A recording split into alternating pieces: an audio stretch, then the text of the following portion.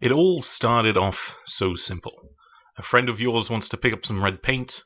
You follow him across the dustbin of history, kill Demon Elder Prince and Demon Younger Prince, traverse the ancient city of Monkey Men, and defeat Spear of the Church, 420_Fat Beats. Then you touch an egg, and something really weird happens.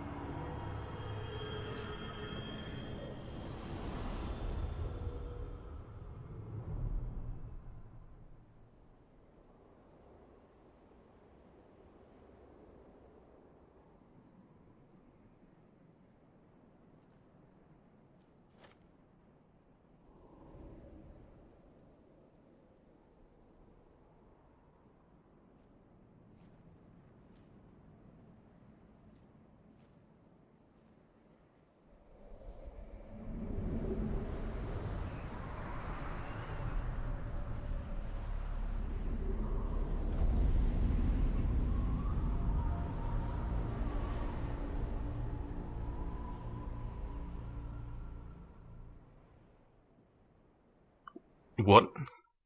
Why did that happen? What happened? And where is this? Well, I'm going to try to answer those questions. I think a lot of people went for the obvious solution, that since the girl, Filianor, looks decomposed and the Ring City is in ruins, we were sent into the future. That's not the case. You can see Lothric in the background of this area, and it looks intact. Not at all like the ruins of Lothric you trace around at the beginning of the DLC. And it's not just the future. There's no time period whatsoever that matches this area. It can't be during or before the events of the main game. Anor Londo is far too ruined. It can't be between the main game and the Ring City.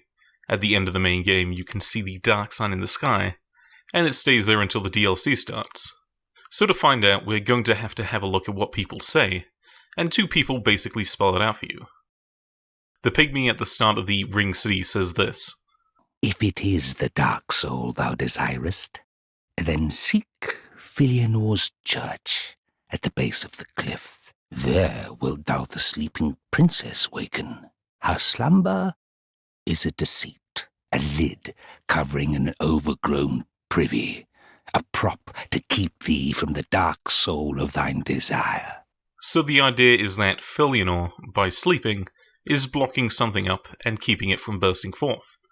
And Judicator Argo tells you what she's blocking up. "Unknowing visitor, return from whence thou camest. The abyss runneth deep, by the king's decree. None may disturb our mistress's slumber." And the pygmy's dying word reinforces this. "May the abyss's curse take the gods."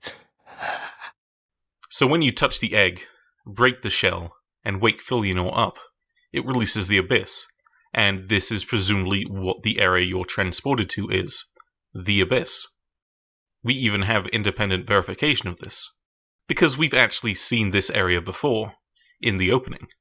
You see the ruined Anor Londo, the intact and sunlit Lothric, and the Seas of Ash.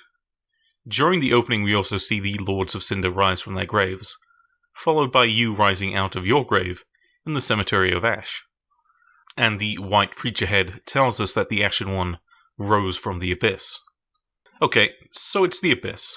But what does that mean, and why do you and Gale need to go into the Abyss to get the Dark Soul in the first place?